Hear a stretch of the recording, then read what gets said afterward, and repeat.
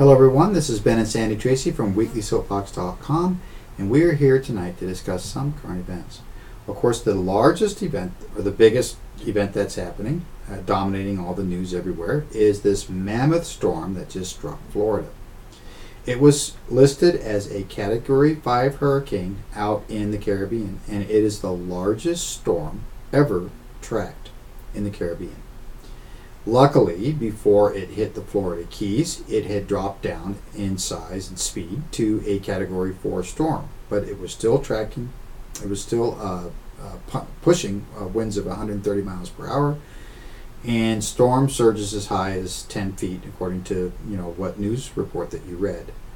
Some people decided not to evacuate the Keys, and right now the Keys don't have power. It doesn't have fresh water, and it doesn't have cell phone service. And there are 3 ships from the U.S. Navy now that's down in the area, and they're providing those kinds of things, as well. The fresh water. We learned from other disasters that have happened in other places in the world that aircraft carriers can produce an awful lot of water, fresh water.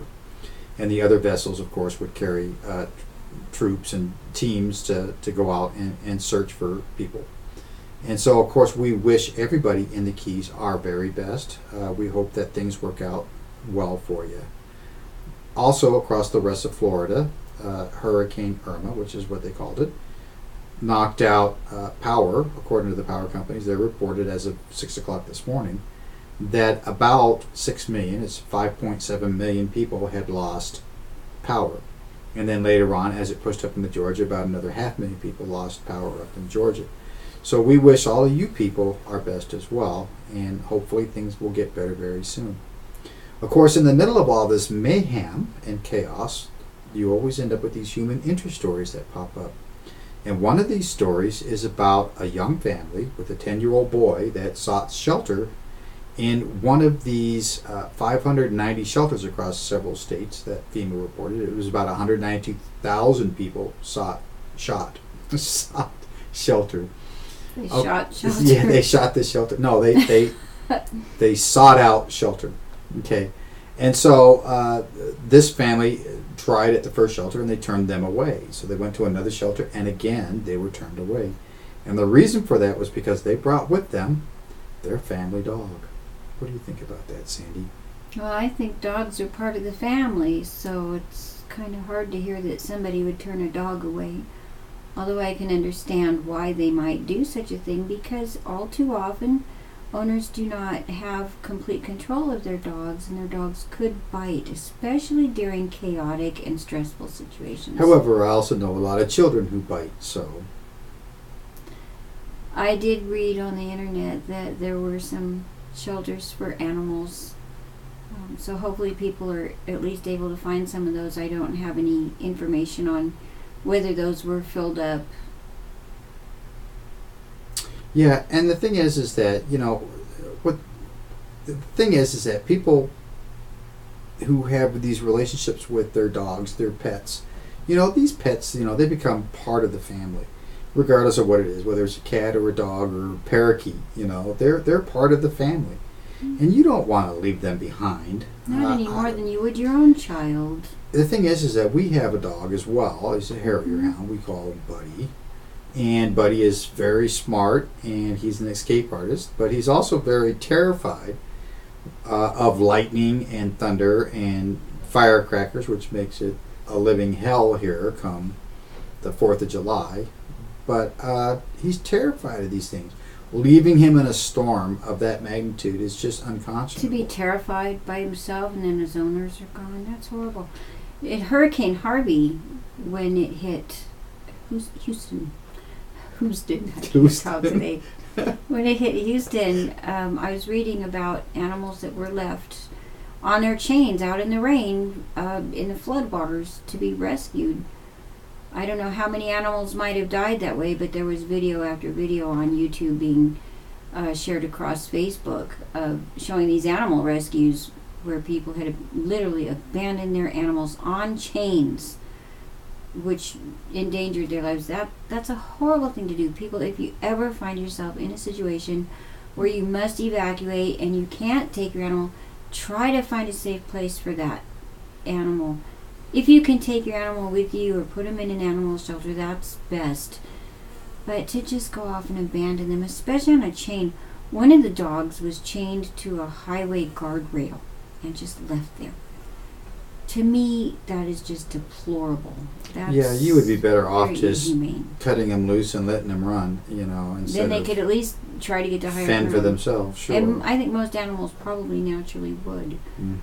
But don't abandon your pets. Not in a time like this. They don't abandon you. You don't abandon them. And it would be nice if, going down into the future, that people like FEMA and other places where you have shelters. I mean, FEMA's designated places for shelters, but shelters are normally churches and things like that, that's run by just normal people. And so if somebody shows up with a dog, and it's all, you got a couple of people in this crowded room with a dog. Normal people as opposed to abnormal people. Well, of course. Well, the people that show up without the dogs are abnormal. And the people like us who would show up with our dog are normal. That's how that works, see. Okay, but... It's late. Yeah, it's late. It is late. Okay, but, this big to-do about Florida happened on a day, or right before a day, that we normally remember for another occasion. On September 11th, 2001, of course, the worst terrorist incident ever to happen in the United States occurred. And this was in New York City, and it was the World Trade Center, where 2 airlines were flown into the building, and the buildings eventually collapsed, which we all unfortunately saw live on television. There was also the attempt on the Pentagon, and then there was a 4th attempt. Well, I think they succeeded with the Pentagon. Right, but I mean, they didn't succeed quite as well as they had wanted to, but yeah. That's because it's built like a fortress. And there was also the attempt midair where the pilot actually heroically went ahead and crashed the jet with everybody on board to keep the terrorists from taking over the flight, and they planned on flying it into the White House, apparently. Yeah, the White House or Congress. Congress thought that it was going to hit the Capitol building, but that was Flight 93, and I believe it was Pennsylvania that the passengers actually brought down the jet. Was it the passenger? I heard it was the captain. No, it was the passengers. In fact, they got this one thing on a cell phone where they were conspiring, the passengers, to take over the terrorists who had already taken control of the plane. And he said, "Let's roll." And so ever since then, that expression right there has become the military. I'm retired Army, and I tell you what, I've heard that expression a lot in the Army when we went into Iraq. Is "Let's roll," And so we, for what it's worth, we took that. Anyway, it was resulted in the taking of nearly 4,000 lives, and total devastation, total trauma. Just watching it on television was a very traumatic thing. Sure, and it was a time that we pulled together. I mean, right. Abraham Lincoln had said that a nation divided cannot stand. But on those days following that horrific incident, Congress stood together out there on the steps of Congress, and in unison condemned it, and they took action in unison against it, with their... and we need to continue to take action in unison against it today.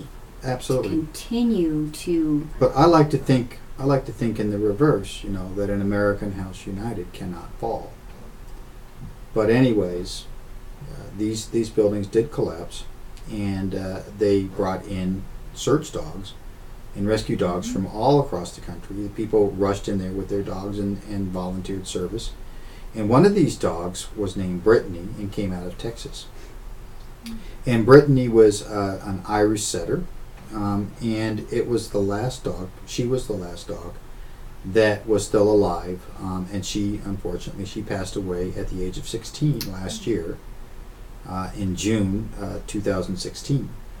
And so this year, the people of Houston wanted to celebrate, her heroics, and this isn't the only thing, that she had done. She's been many places, many disasters, but this was probably the biggest one that she went to.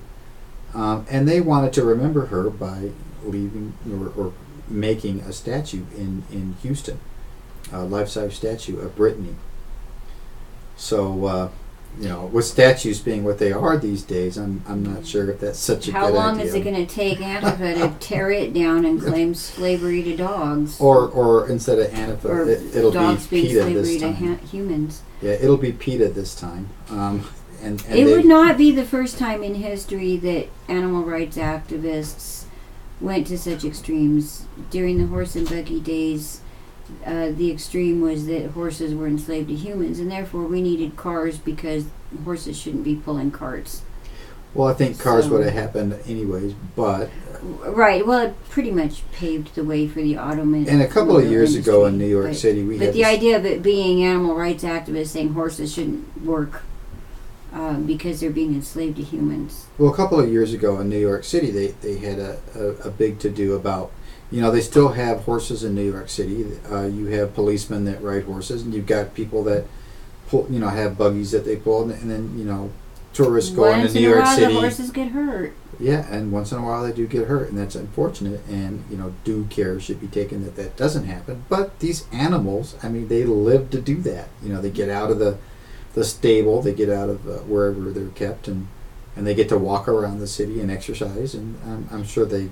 I would like to fine. see the horses with their buggies on a road that does not have cars. Personally. Well.